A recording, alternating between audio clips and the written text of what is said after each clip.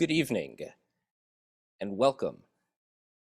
Thank you for joining us. Please welcome Carlos Cruz, Columbia College, class of 1988, President of Columbia Pride. Good evening and welcome to AlumniTALK, Memories of a Gay Catholic Boyhood Coming of Age in the 60s with John Emilio, who is Columbia College class of 70, GSS classes of 74 and 82. The event is presented to you by the Columbia College Association and Columbia Pride. I'm Carlos Cruz, a proud member of the class of 1988. My reunion year is coming up, or major reunion year is coming up, and I'll be your MC tonight. Columbia Pride is the alumni group for LGBT alumni of all Columbia University schools. It is sponsored by the Columbia Alumni Association, and we're really happy to be able to partner with the Columbia College Alumni Association for this event. AlumniTALK, which you're participating in tonight, is a virtual speaker series featuring prominent alumni who share their knowledge, insights, and wisdom with the college alumni community on important and critical subject matters. Before we get started, please note if you'd like to participate in the Q&A during tonight's discussion, please enter your question, including your graduating year. We'd like to get to know you. Into the Q&A box on the bottom of your screen. Your entry will only be visible to the facilitator. If your question is selected, we will ask your question on your behalf. We thank those who pre-submitted questions. Please submit questions at any time throughout the presentation. For optimal viewing, please enter full screen mode. A little background on tonight's presenter, John Emilio, thank you for being here, is a graduate of the Columbia College class of 1970, the GSAS classes of 74 and 1982. He is a recipient of a PhD from GSAS History Department in 1982. John Emilio is the Emeritus Professor of History and Gender and Women's Studies at the University of Illinois, Chicago, and the author of many books, including The World Turned, Essays on Gay History, Politics, and Culture, also published by Duke University Press, Lost Prophet, The Life and Times of Bayard Rustin, Sexual Politics, Sexual Communities, The Making of a Homosexual Minority in the United States, 1948 and 1970, and Queer Legacies, Stories from Chicago's LGBTQ Archives. He is a Guggenheim Fellow and a National Endowment of the Humanities Fellow, and he was a finalist for the National Book Award for Lost Prophet, which won the American Library Association Stonewall Book Award for nonfiction. D'Amelio was inducted into the Chicago LGBT Hall of Fame in 2005 and was named the Chicagoan of the Year by the Chicago Tribune in 2004. He lives in Chicago, and many congratulations to John. John is a pioneering writer of LGBTQ history, and in his book, Memories of a Gay Catholic Boyhood Coming of the Age in the 60s, he describes his formative years coming of age in the 50s and 60s. He was a student at Columbia during the tumultuous late 1960s. Columbia's first LGBT group was formed during those years, and the Stonewall Uprising and birth of gay liberation occurred as well. John will discuss his memoir, which I believe was released about 2 weeks ago. And if you had the chance to do so, you can purchase from Duke University Press. And he will discuss his memoir that highlights the sharp contrast between the decade of the 1960s and the present. A big welcome to John. Thank you for being here. And I'm very much looking forward to this conversation. Very much for that, Carlos. That was a wonderful introduction. And I'm really happy to have this opportunity to talk about this memoir to a Columbia audience. So let me give you a sense of what I'm going to do. I want to say a bit about the motivation and the process behind the writing of the memoir. Then I will give you sort of a big picture of structure, content, and themes. And then finally, I'll finish by reading 2 passages from the book that are about my years at Columbia. what led me to write this? I didn't begin with the intention of writing a book, even though I had written many books. I had heart surgery in 2004, and literally lying in my hospital bed the night before, wondering if I'd still be here. Uh, I just found myself flooded with memories, memories of childhood, of family, the neighborhood, my church and parish, my friends, the teachers who had had a wonderful influence on my life. And afterwards, when I was home and I had recovered, um, in my free time, I found myself writing up some of these memories randomly about incidents that mattered to me. Meanwhile, while I'm doing that, uh, I'd also been teaching college history courses for years to undergraduates, and particularly about the post-World War II United States and the 1960s, and also about LGBTQ history.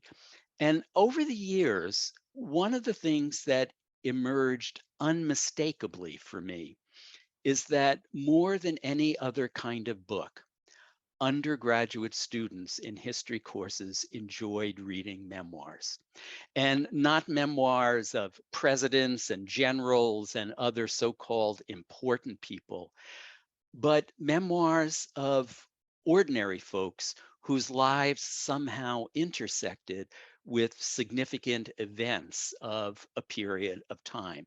Memoir made history come alive for them in a way that no other kind of reading that I assigned did.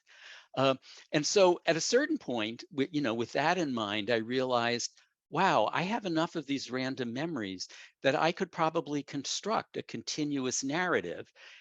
And the idea would be that I'd be writing about how the conformist, family-oriented 1950s got transformed into the truly tumultuous 1960s, the years of protest and nonconformity that we associate with that decade.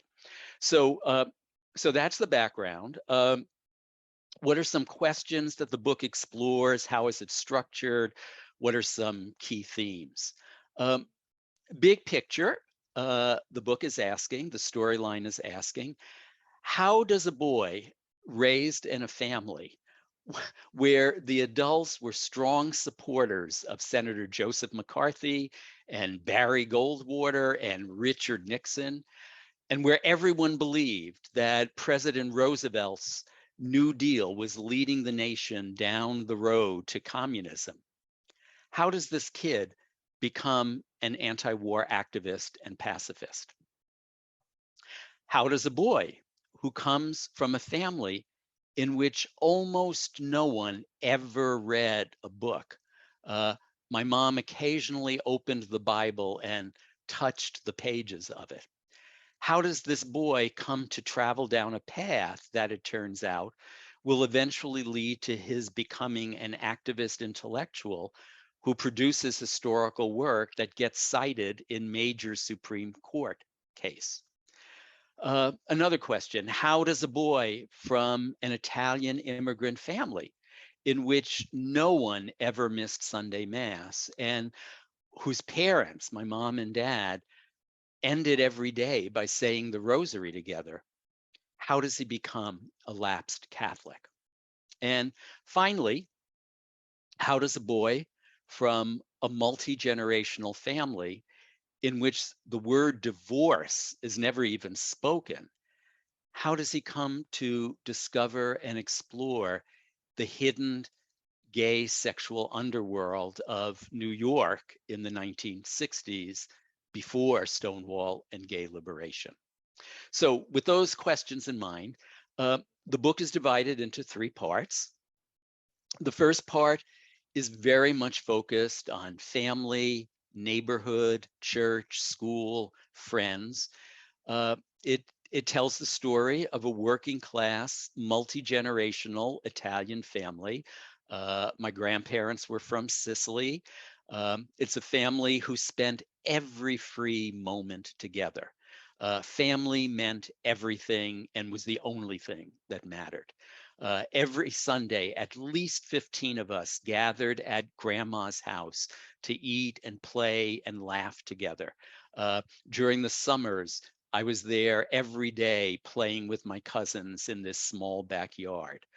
Um, this first part also sings the praises of the Bronx and of my neighborhood, Parkchester in particular, and the sense of good fortune that my parents, both of whom had grown up in the tenement districts of the South Bronx, which in those years, the 20s and 30s, were populated by immigrant families who were living on the margins. Uh, the sense of good fortune that they had in getting access to an apartment in this new housing project that had playgrounds and lawns and amazingly elevators in the building rather than staircases up 6 flights. Catholicism through my parish and through the school that my cousins and I went to, Catholicism completely suffused our lives. The parish school created virtually a second level of family bonding through the friendships that formed with other boys. The same set of 35 boys were in the same class every day for 5 years. I spent so much time together with them. We suffered together through the fierce discipline that our teachers, um, nuns, brothers, and lay teachers imposed on us. Uh, I tell the story of Sister Perpetua, my first grade teacher, who threatened to lock me in the basement overnight with the rats who would eat me because of my misbehavior. Uh, there's Brother William, the principal, who was a big, hefty man who walked around the building with a large, thick leather strap attached to his clerical clothing. And he used that leather strap to discipline boys who misbehaved. Um, I became a boy who felt I had to go to confession every Saturday, or else I was risking an eternity in hell. Once, when my mother at the dinner table told me not to crack my knuckles, I was sure that every time I cracked my knuckles, I was committing a mortal sin and had to confess it. The second part of the book is all about Regis, a Jesuit high school for academically gifted Catholic boys on the Upper East Side. Admission depended on excellent performance on a competitive entrance exam. And suddenly, this kid who had almost never left my neighborhood in the Bronx now was traveling every day by subway to the Upper East Side of Manhattan, where I saw doormen on Park Avenue opening the doors of taxis and limousines for residents who were arriving at these magnificent, huge apartment buildings. It's something I had no idea existed or imagined before. Uh, this was a Manhattan where, as friendships formed with the other boys in the school, a group of us might wander down to Midtown or to Broadway on a Friday afternoon when no homework was due the next day. We'd visit museums, we'd watch movies in the Broadway theaters like Lawrence of Arabia or The Sound of Music. Uh, Afterwards, we would eat dinner together in the theater district with its fabulous marquees announcing great plays. Um, this section also describes the friendships that formed, the intellectual challenges, um, the excitement of being introduced to classical languages and studying the ancient Mediterranean world, the wildness for this Catholic boy of reading about gods and goddesses who fought and plotted against each other. Uh, I talk about the wonderful teachers, I mean, truly wonderful teachers who were so devoted to us.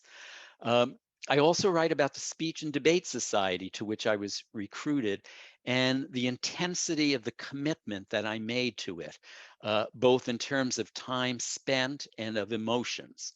The emotions range from the glorious joys of traveling to tournaments all around the country. I mean, we had one of the best speech and debate teams in the United States, and winning over the course of those years dozens of trophies. And it also describes the intense anxieties and worries over whether I would perform up to expectations. Pretty much every Thursday when there was a tournament that weekend, I would wake up on Thursday morning and acne would have erupted over my face because I would be so tense and nervous. The final part is about my years at Columbia. Um, During freshman orientation week, I was put in a discussion group, and the Protestant campus minister who led that discussion group informed us that God was dead. Whoa. Um, an iconic faculty member in the history department gave a rousing speech to the entire entering class, in which the central message was that the war that the United States was fighting in Vietnam was wrong. In a very short period of time, I was becoming friends with guys who didn't believe that hell existed and didn't even believe in God.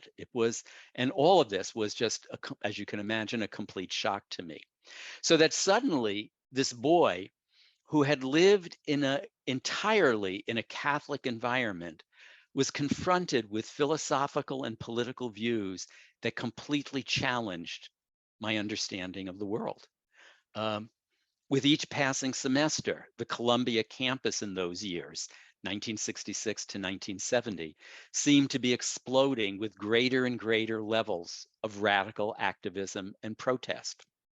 There were Black Power radicals, there were anti-war radicals, there were radicals who wanted to overthrow the system, as they referred to it. And before long, I was going to these demonstrations. I was attending rallies. I was marching in the streets. I was running from the police who were chasing us on horses.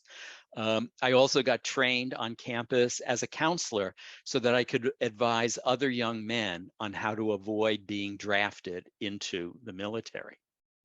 And meanwhile, all of this is happening while this once good Catholic boy is also trying to figure out how to come to terms with these undeniably strong sexual desires that I had for men, and trying to figure out how and where to find others who were like me. Um, I began noticing these feelings in high school as I would ride the subway to school, notice attractive men on the train, and feel sexual arousal. Uh, it wasn't something I understood or had a name for or could speak about to anyone. I had no words to describe or label my feelings other than that they were impure thoughts and later impure actions that I had to confess to a priest, or otherwise I would burn in hell forever. And remember, in this context, this is the pre-Stonewall, pre-gay liberation era. There's almost no mention of homosexuality anywhere, except in the context of perversion, deviance, illness, and criminality. There were no out-of-the-closet entertainers, celebrities, or political figures like a mayor in Chicago or a member of the cabinet. There was no web, there was no social media where information could be found and social connections made. And there were no high school or campus groups for LGBTQ students. And so at night in college, free from having to get home and explain to my parents where I'd been, I would walk the streets of Manhattan looking, as we said then, and sometimes men would look back and we'd have a sexual encounter. So that sort of encompasses the three parts of the book. Now I would like to read a couple of passages from the book. It's hard to choose. Love to read every story. The first one has to do with my gayness. As I suggested, it was something I was already struggling with during my time at Regis in high school, where I would meet men on the subway with whom I had sex in secluded public places, but never speaking to anyone about it. At Columbia, I had more freedom to explore, but even though I was leaving behind the Catholic Church, so I didn't think I was going to go to hell, I still didn't feel good about this. It just didn't. I knew it was me, but I wasn't pleased with that. Uh, and then during the summer after freshman year, something happened, and that dramatically changed my feelings about myself and how I could live my life. And that's what I'm going to read about now.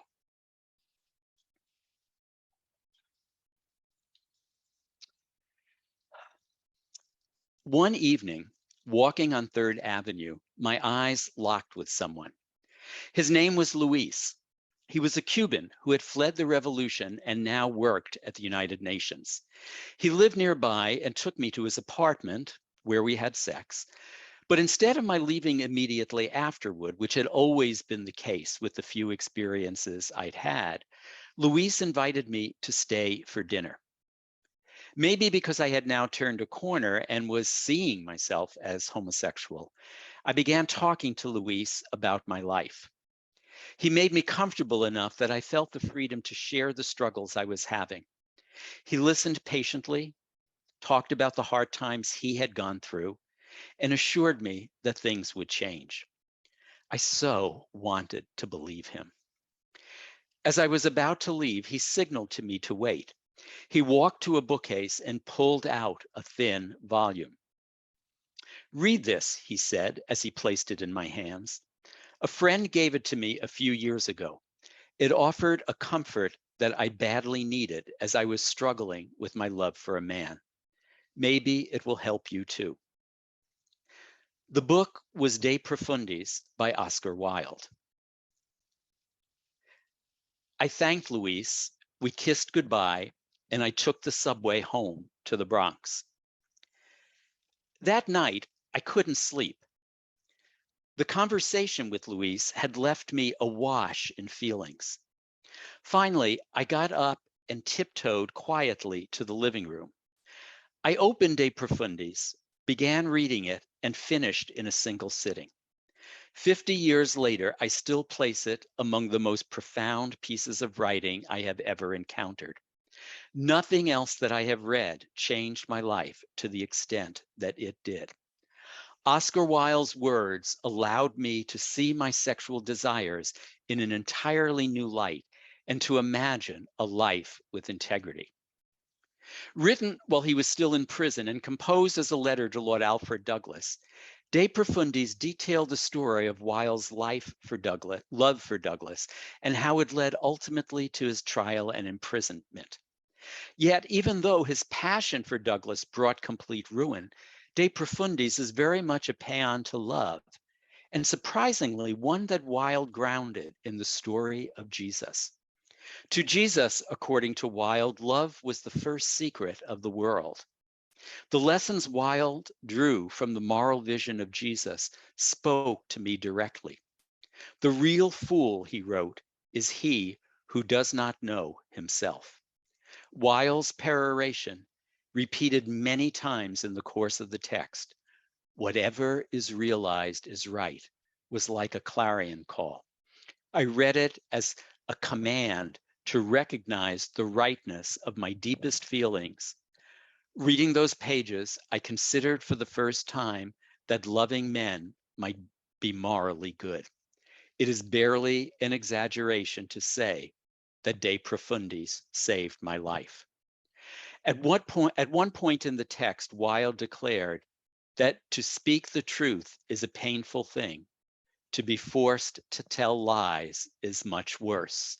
And one of the things that I then go on to discuss in the rest of those neighboring pages is that soon after reading that book, I came out by letter to a couple of friends of mine in high school, and it was the first time that I had ever told anyone except a priest in the confessional that I had these feelings and this is who I was. So it truly was a life-changing moment for me reading that book.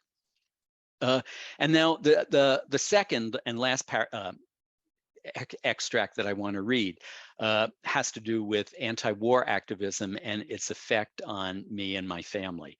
I'm going to protests. Even though I've stopped going to Mass, I've joined the Catholic Peace Fellowship, I'm going on demonstrations, and I decide that I want to apply as a conscientious objector. Because I no longer believe in war and violence. And early in sophomore year, I go home one night to have dinner with my parents. And over dinner, I say, you won't be happy, I know, but I want to apply as a conscientious objector. And I could barely get the words out when my dad stands up and starts screaming at me, you're not a member of this family anymore. You're not my son. Pack your things. I never want to see you again. My mother calmed him down, so he didn't act on it, but I knew I can't do this yet. But as a senior, if I was going to apply rather than lose my deferment and be drafted, I needed to talk to them again because it made a big difference in your application if you have letters from parents who were supporting your claims about not believing in violence. So I went home one night early in my senior year, and it led to a complete rewriting of an important family story. And so this is what I'll read to finish off. That fall, on one of my visits home, I raised the subject. I knew it might generate screams and threats, and I resolved to stay calm and not rouse them further. After dinner was over, I broached the subject. I need to talk with you, I said. My student deferment ends in June, and it's possible I'll get drafted. You know I don't intend to serve, and I want to register as a conscientious objector. I realize it isn't what you want, but I hope you'll support me and write letters that I can include with my application. I could see the looks they were exchanging, looks I had come to recognize over these last years as saying, "Why are you putting us through this?" Finally, Mom turned to me and said, "We raised you to be an American. How can you do this? How are we going to explain this to the family and our neighbors? It will bring the family shame. Your cousins Vincent and Donald served in the military. Why can't you?" They didn't have to fight in a war, Mom. I can't do it. This war is wrong, and it's made me realize that I couldn't fight in any war. What do you mean you couldn't fight in any war? She shot back. You wouldn't fight if there was another Pearl Harbor? What if the Russians dropped an atom bomb on us? Mom, please, I said. She was pushing back as hard as I feared she would. Dad hadn't spoken yet, but now he intervened. Well, let me ask you this, he started. Suppose your brother Jimmy was fighting in Vietnam. What if he got killed? You wouldn't feel you had to defend his honor? You wouldn't want to fight in his name? That did it. I lost it. Despite my best intentions, I found myself shouting, "That is the stupidest thing I have ever heard you say. If Jimmy were killed, what good could it do to kill someone else? It wouldn't even be the same person who killed Jimmy. You're not making sense." Mom was looking at Dad now, and he was just sitting there staring at his hands. Finally, he said, "Okay, I'll write a letter." His response caught me up short. All I could think to respond was, "You will? Why?" The question I asked you was the same question they asked me when I was in the service, and I told them the same thing, that I wouldn't fight even if my brother was killed in the Pacific. And so they discharged me. What do you mean they discharged you because you wouldn't fight? I thought you got out of the Army because you hurt your back and couldn't fight. And with this exchange began a dramatic revision of the family saga. During my childhood, adults in the family, World War II was something they brought up often. The story I heard, and it was told often, was that after a few months of basic training, Dad was discovered to have a weak back and given a medical discharge. Now I heard a vastly different account. Apparently, Army life had never agreed with him. After basic training in Arkansas, he came home on leave. When his leave was over, he refused to return and went AWOL. His family finally convinced him to go back, and the Army court-martialed him and put him in the stockade for 90 days. Then, just as they received orders to go overseas, the one close buddy he had made in those months committed suicide. Dad was so upset that he took to his bed and refused to move. He tried to kill himself with an overdose of pills of some kind, but it didn't work, and the doctor sent him to an Army psychiatrist.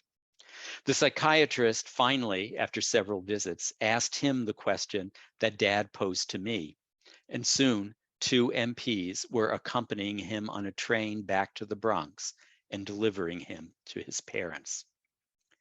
I listened quietly to his telling. Many in my generation were standing in solidarity with each other, boldly proclaiming our opposition to an unjust war and proud to accept the consequences. Refusing to fight was a mark of honor, not in World War II. We had been attacked by Japan. Hitler was murdering Jews and trying to conquer the world. War resistors received no respect. They were traitors or cowards. Dad's refusal to fight promised shame. Fortunately, he had been able to live behind the protection that his medical discharge provided. Other than Mom, he had never told anyone the truth. Not until now, that is, when my plea for support propelled him to reveal the story. And they do go on to write letters for me for my draft board, and when I read their letters, I just burst into tears. But anyway, I hope that gives you a sense of the way years at Columbia were transforming years, not only in my personal life, but in relationship both to my beliefs and my connection to my family. So let me stop there, Carlos, and if there are questions, as I think you said there are, let's go to it. Thank you. Okay, John, thank you so much. That was very powerful, and thank you for sharing with the broader world. I can't wait to read your book. So we've had a wonderful response to our questions. We've had several submitted beforehand, many in similar vein asking about Catholicism and spirituality in general. So I'll start with those, if you don't mind. Sure.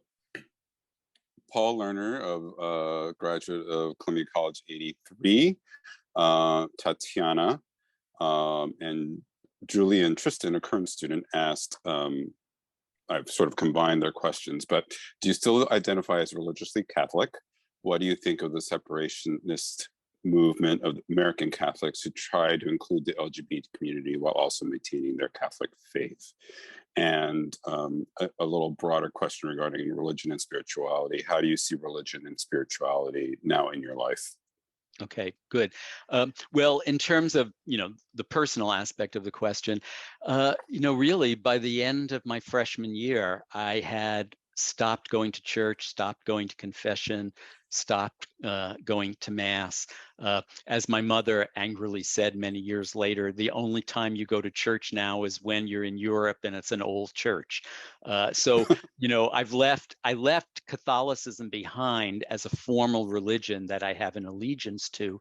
But I also have to say that the values that I imbibed as a Catholic, particularly the values of the gospel, the model lives of the saints, that one must do good in the world, that one must treat other people with respect, those have remained really an essential part of who I am. And I can't see myself going back to a church at in some in these later years of my life. In terms of how the church is dealing, how Catholicism is dealing with LGBTQ issues, and how some Catholics are dealing with how the church is dealing with this. I mean, one of the things that's really amazing, and this goes back actually to the 1970s, is that even though the official teaching of the Catholic Church, and at certain points it's been quite codified, like in the 1980s with the Ratzinger letter, as being anti-gay and seeing this behavior as sinful, there have always been scattered, and I'll only speak about the United States because that's what I'm familiar with. There have always been dioceses and parishes, bishops, monsignors, local priests, parishes that have been very tolerant. And while they're not allowed to sort of name it and say, yes, gay is good or anything like that, gay men and lesbians are welcomed into their congregation. And on this visit to New York, I've just had the experience of speaking about my memoir to a group of gay men who are part of Xavier Parish in Manhattan. And so I think there's more of that than the world is aware of. And at least under Pope Francis, the church is not sort of, going after those and attacking them, but letting it happen as long as it isn't too sort of flagrant or completely open and named. Okay, I'm going to sort of do this chronologically. Jack, CC'88, congratulations, Jack, if you're on your recent graduation. What's the best book or piece of media you'd like to visit that reminds you of gay life in the 60s? Oh, wow. That's a really good question. I'm not sure how well I can answer it, but there is a book it's a book about politics rather than everyday social life. It's a book by David Johnson called The Lavender Scare, and it covers the 1950s and 1960s and deals with the really intense government persecutions of people that today we would call LGBTQ. And it really gives you a sense of the dangerous circumstances in which people lived and how people had to be very careful about not becoming visible in any way. So that's a book that I would definitely recommend. And I'll also say a book of mine, Sexual Politics, Sexual Communities, examines that same period, 1940 to 1970, in terms of looking at the very beginnings of gay and lesbian activism in those years. And although the activism is an effort to make change, in describing that activism, I have to talk about the intensity of oppression in those years. Well, you touched upon this a little bit during your reading of your introduction, but Alan Kagan, CC'65, you almost overlapped. What was gay life like, and how was it accessible in years before Stonewall, 1969? Yes. Well, in my experience, and in the experience of many men that who became my friends and I got to know after Stonewall, it was very hidden. There were gay bars in Manhattan, but you had to somehow find them, and that was an easy thing to do because there were no public sources of information. And honestly, I think one of the primary ways in which men who felt attracted to men found others was by doing this thing that we called looking. You would walk the streets and see if another man coming your way, if you locked eyes. And if you locked eyes, you would keep walking a few steps and then you would turn around. And if they turned around, you knew you had met someone. And then sometimes a person that you met might be someone who was more experienced in this world than you were.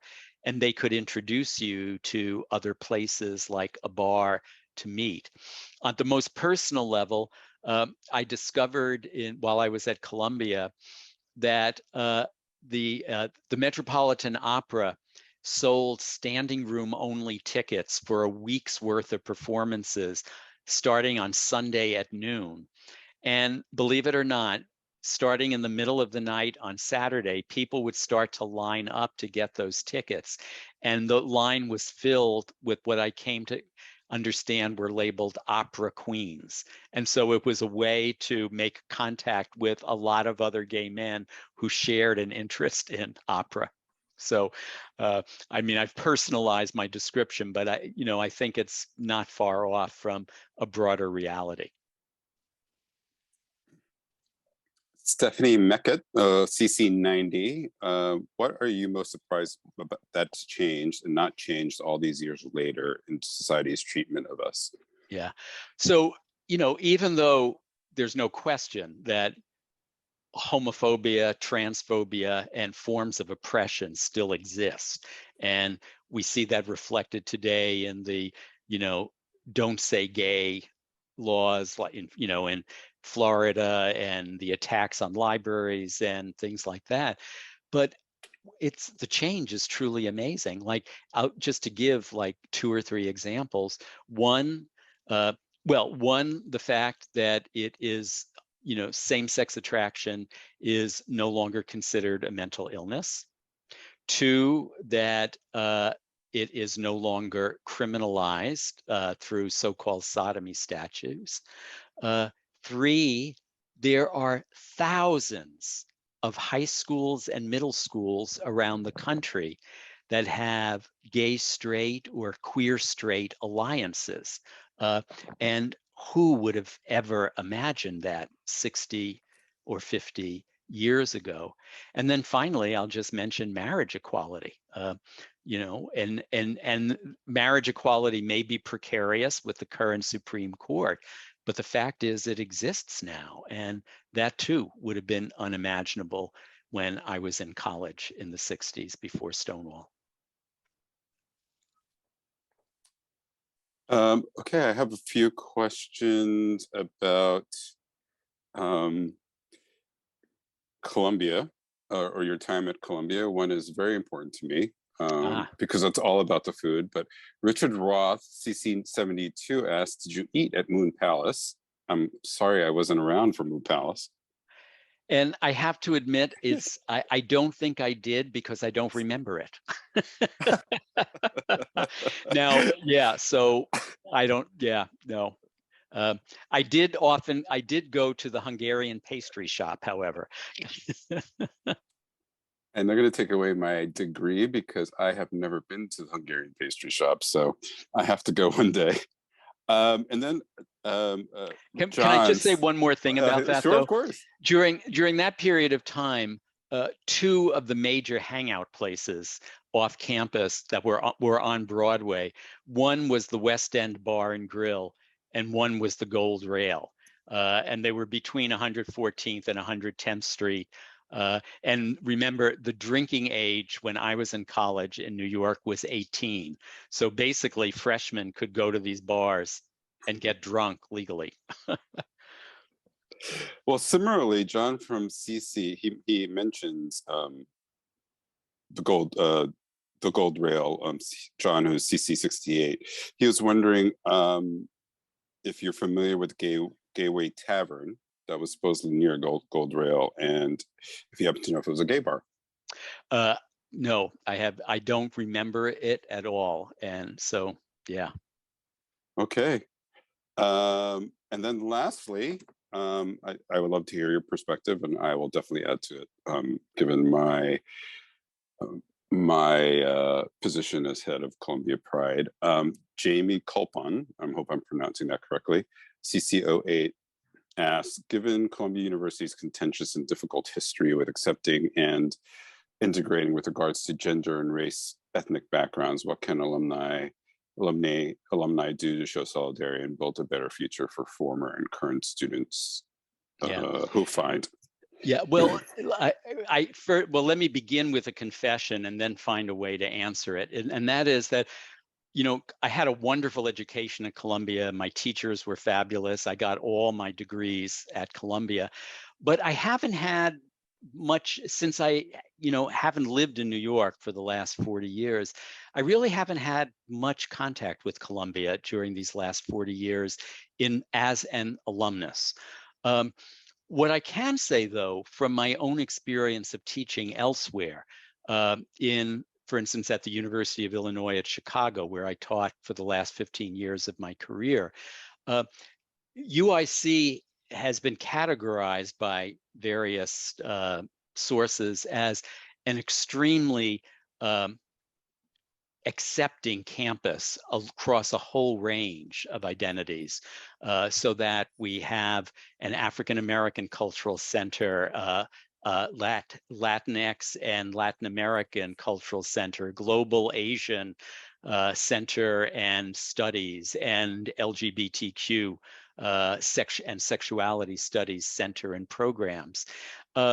And it's like having things like that on a campus, really, both in terms of curriculum, but in terms of having safe spaces where people of different identities can go, seem to make the biggest difference in creating a supportive and affirming environment. So I have to confess that I don't know what the state of the current you know, academic structure is and the other institutions on campus. But at the UIC campus, these institutions are supported from the top down with funding and staffing, and then receive support from alumni as well. In my response to Jamie and everybody who's participated tonight and has joined, is that you're partially doing it just by taking the time and the effort to be on this call, to ask questions, to build community. More specifically, I am involved with the Odyssey mentoring program at Columbia College, and I'm sure a lot of other schools at Columbia have this, but if I'm not mistaken, when I filled out the application to mentor Columbia College students, it did ask if I would like to mentor a student who identifies as LGBTQ, sorry. So that's one way. I encourage everyone to participate as much as possible in events like this. Join Columbia Pride. You can find our website. If you do a computer search, we are also on Twitter, Facebook, and Instagram. And sorry, I had to do that plug.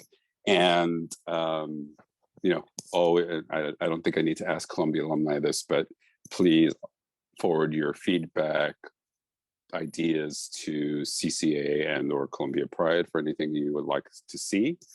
And lastly, of course, I'm going to have to do a plug for the Columbia Pride Scholarship that is currently only at Columbia College, but it is a scholarship that we initiated 2 years ago.